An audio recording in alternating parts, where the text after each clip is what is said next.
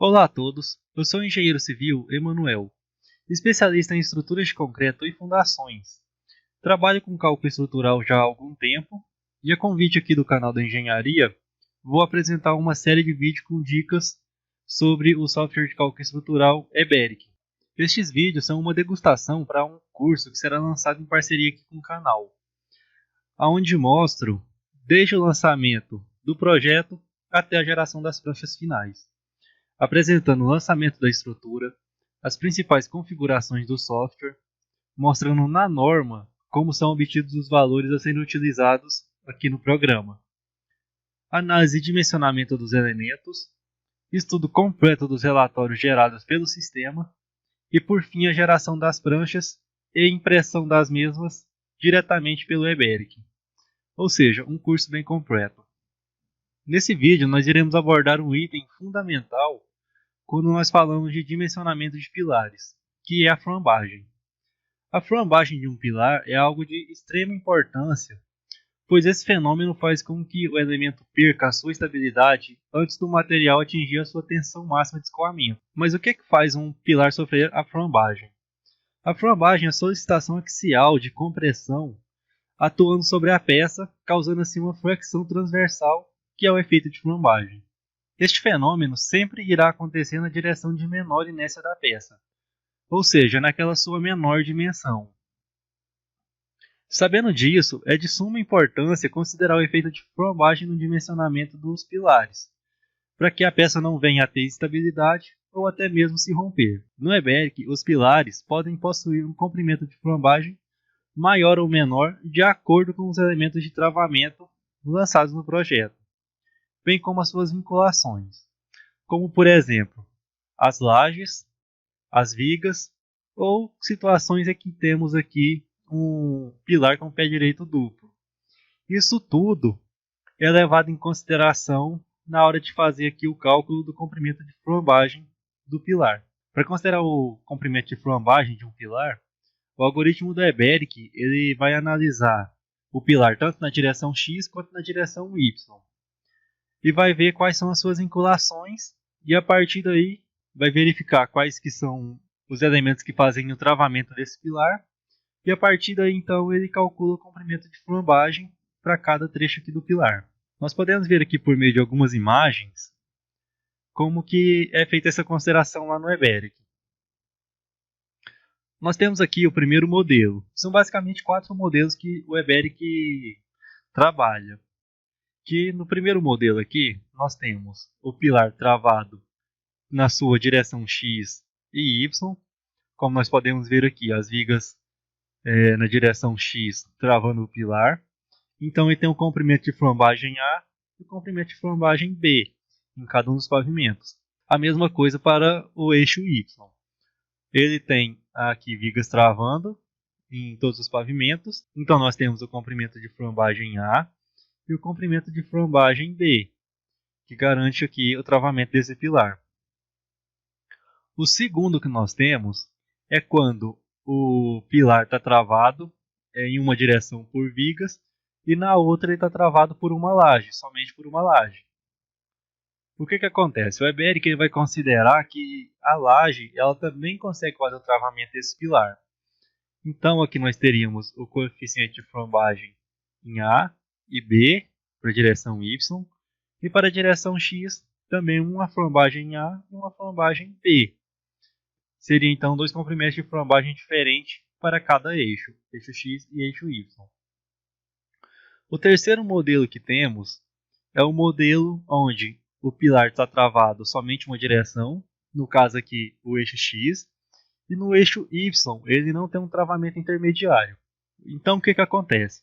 O EBERIC vai entender que na direção X o comprimento de flambagem vai ser esse de cima, o A, e vai ter o outro aqui de baixo, que é o B, porque está travado aqui no meio na direção X.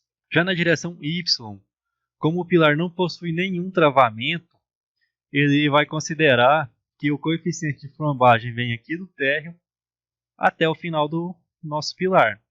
Então nós teríamos somente a flambagem A. Nós teríamos aqui o comprimento de flambagem A. E por último nós temos aqui o modelo 4, que seria em caso onde a gente tem pé direito duplo, por exemplo.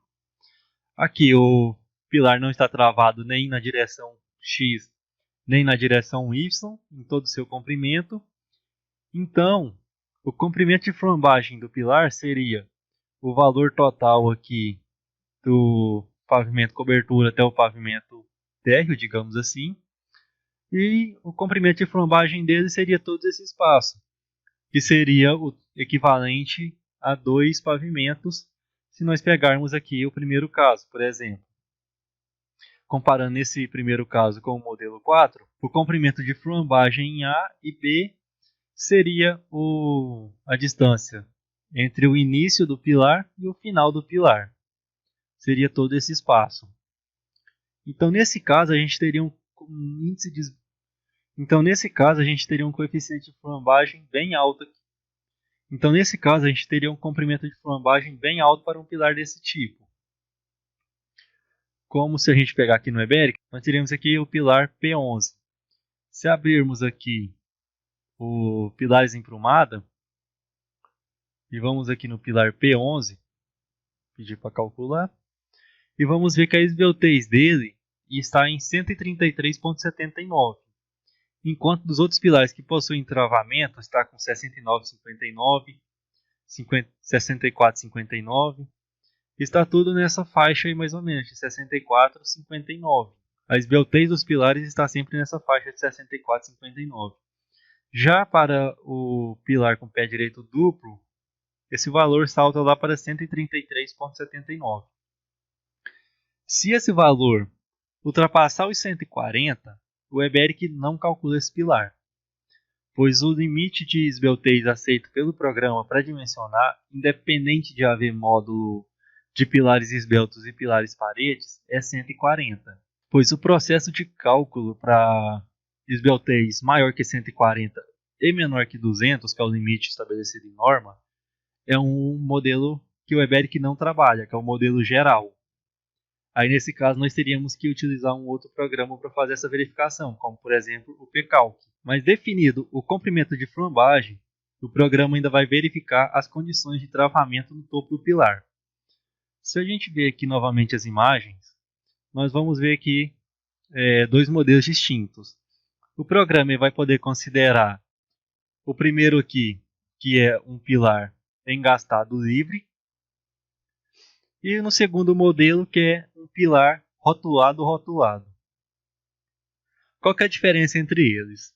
Quando a gente tem um pilar rotulado, o coeficiente de flambagem dele é multiplicado por 1. Então o comprimento de flambagem dele vai ser o próprio comprimento calculado aqui para o trecho. Já quando a gente tem um pilar engastado livre, o comprimento de flambagem dele vai ser multiplicado por 2 vezes esse comprimento aqui do trecho. Ou seja, é como se a gente tivesse o dobro. Então o programa analisa isso e nos mostra aqui qual é a situação do pilar.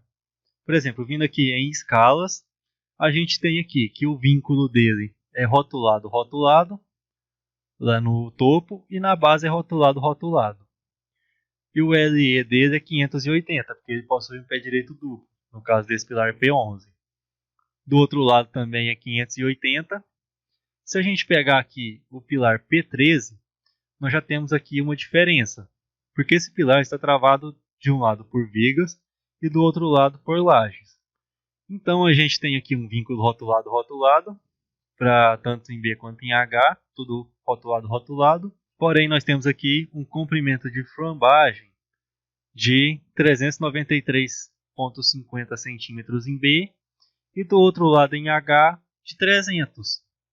Por conta de que, se a gente abrir o modelo 3D, nós vamos ver que aqui onde nós temos o P13, ele está travado por vigas e pela laje, e não por uma outra viga passando aqui embaixo. Então esse comprimento de flambagem tende a ser diferente. Por meio aqui do LE fixo, a gente ainda pode mudar a qualquer momento o tipo de vínculo, como por exemplo, se a gente quisesse mudar aqui para engastado livre, e podemos também mudar o comprimento de flambagem do pilar. Para que a gente vai utilizar esse recurso? Porque pode ser que em um determinado momento a gente não lance um elemento estrutural aqui no projeto, porém ele vai existir e vai restringir aí o comprimento de flambagem do pilar. Então a gente pode, por meio desse LE fixo, alterar esse valor aqui que é calculado pelo programa. Como, por exemplo, nós poderíamos colocar tranquilamente aqui 200. Lembrando que isso aqui deve ser utilizado quando há necessidade de se considerar algum elemento fazendo travamento ali do pilar. Porque a gente está alterando manualmente o comprimento de flambagem do elemento estrutural. Aí é necessário a gente pedir para calcular novamente a prumada e ele vai dar aqui a quantidade de barras calculada para esse tipo de vinculação nova que a gente admitiu aqui no software. E aí a gente pode ver aqui também a quantidade de armadura que é gerada quando a gente altera ali uma propriedade de vinculação dos nossos pilares. Bem, por esse vídeo então é isso. Espero que gostem do conteúdo e nos vemos nos próximos vídeos.